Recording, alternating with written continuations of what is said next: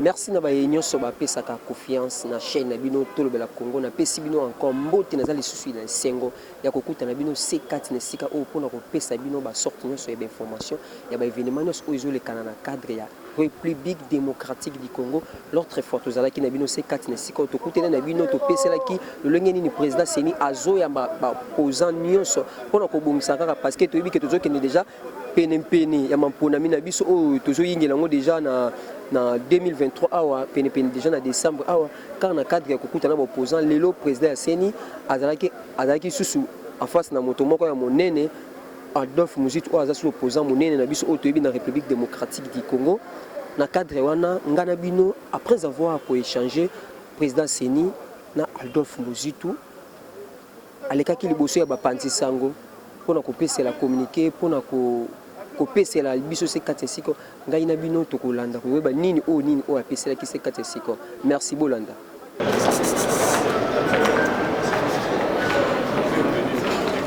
De la presse pour être venu pour présenter cette actualité. En fait, nous avons été invités par le président de la CENI pour un échange, comme vous le savez, dans le cadre du processus électoral en cours. Alors nous avons abordé 3 ou 4 points, essentiellement 4. Les premiers points à concerner l'actuelle CENI, le fait qu'elle ne représente pas l'ensemble de forces politiques, parce qu'en son temps, dans le cadre de l'AMUCA, mon parti et notre partenaire d'alors, nous avions proposé que la CENI soit composée au niveau du bureau de la société civile, mais qu'au niveau de la plénière, que ce soit les partis prenantes, c'est-à-dire les partis politiques. Malheureusement, nous n'avons pas été entendus, alors on a politisé la CENI. Au niveau du bureau, on a mis des partis politiques. Nous pensons que pour la suite du processus, et c'est ce que nous avons dit au président de la CENI, nous voulons qu'on puisse intégrer les partis qui ont été exclus, à savoir la Nouvelle Élan et SID dans le cadre de l'AMUCA. Ça, c'est la première proposition. La CENI nous a dit que cette question ne relevait pas de sa compétence, c'est que nous avons compris. Le deuxième point, c'était les fichiers. Nous avons discuté du fichier électoral pour dénoncer le fait qu'il n'est pas complet. Il n'a pas pris en compte les 3 territoires, dont 2 dans le Nord Kivu, à savoir Massissi et Rutshuru, et 1 dans le Bandundu, ancien Bandundu, le Maïndombe, à savoir Kwamutu. Et que par conséquent, le fichier est incomplet et le fichier ne comprend pas tous les électeurs. Il a essayé de nous expliquer qu'ils ont pris en compte ces électeurs-là en les intégrant et que dans les faits, ils allaient organiser l'enrôlement, identifier l'enrôlement le moment venu quand la situation va se calmer. En fait, nous avons parlé aussi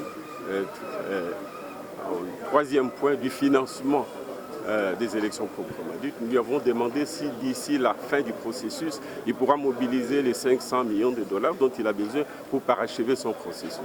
Il a dit qu'il est en connexion avec le gouvernement et que dans les jours qui viennent, ils pourront obtenir un décaissement de 100 millions de dollars et que par conséquent, ils peuvent avancer avec les processus, quitte à ce que le reste du montant soit complété. Nous pensons que cette façon de faire n'est pas crédible. Et nous pensons qu'il faut faire pression, nous l'avons dit. Si véritablement on veut aller à la fin du processus et dans le délai constitutionnel, il faudrait que le gouvernement décaisse l'argent. Et les bonnes perspectives qui s'annoncent, d'après ce que nous avons entendu, je crois que c'est une déclaration de FMI, le gouvernement va obtenir le décaissement, si ce n'est pas encore fait, de 500 millions de dollars au titre d'appui budgétaire.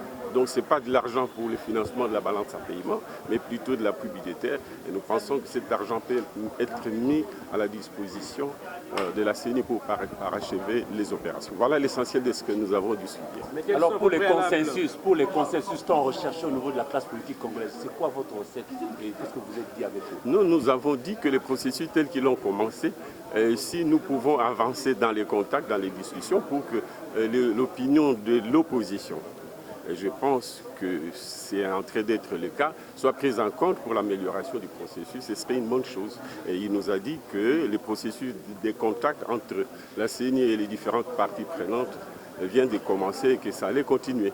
Vous croyez encore au respect des délais constitutionnels?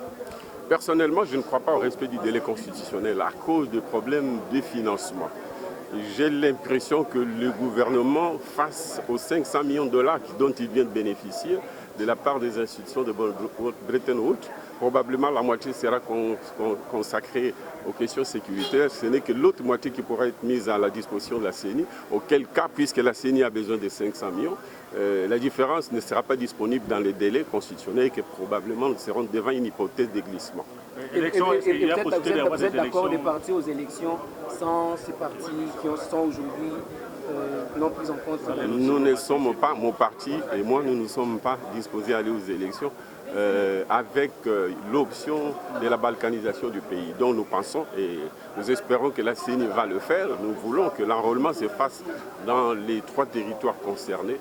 Et nous pensons que l'Église catholique peut nous y aider parce qu'au plan international, même pour la partie que nous ne contrôlons pas, qui est contrôlée par les rebelles ou le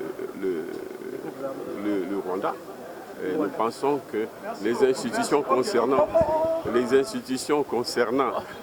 l'Église catholique pourront nous permettre d'assurer la surveillance de l'enrôlement pour que les élections se fassent en temps voulu.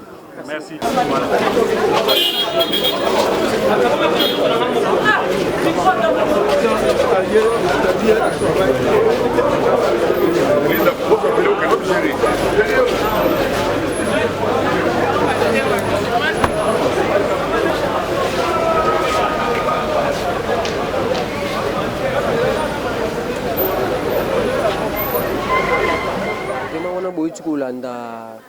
membre moko pe ya opposition Adolphe Muzitu lolenge ngai na bino totu kolanda ye na intervention na atu koloba après avoir kokuta na président Seni boyoki ndenge ye moko apeseli vraiment na kosenga bino toujours bo s'abonner na chaîne oyo moko chaîne oyo ezokita sur les terrains ezoya ezokundela ezokota tina partout où esengi kokota te pona kopesa bino ba sorti nyonso ya événement ya ba information vraiment na kosenga bino bo s'abonner toujours massivement na bosani te kopesa mbote ya talaka na molandi monene o alandaka biso boze beleti boze belé somme notanga ba kombo na kolemba et comme ko na tanga ki ete on atanga ki ete na 5 minutes toujours bo s'abonner massivement na bosani te moto azalaki na sima ya caméra Nes 0 CX5 Wumela ibongo molandi monene ya soka ozozela ngombe okoyoka ngo kaka merci.